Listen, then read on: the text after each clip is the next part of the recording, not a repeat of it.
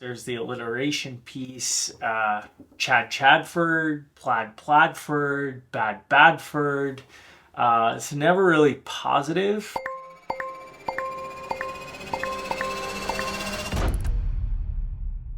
There's no question it is an unusual name. And Brad Bradford was not born that way. It was a bit of an evolution.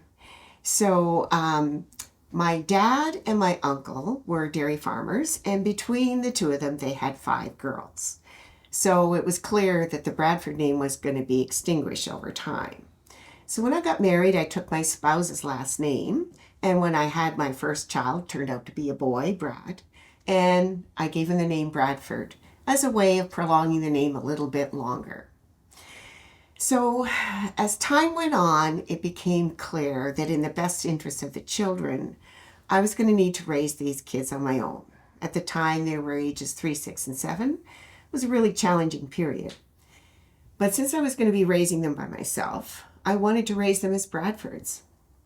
And that wasn't a problem for 2 of them, but in the case of Brad, it was a bit of an issue because he would have been Bradford. Not great.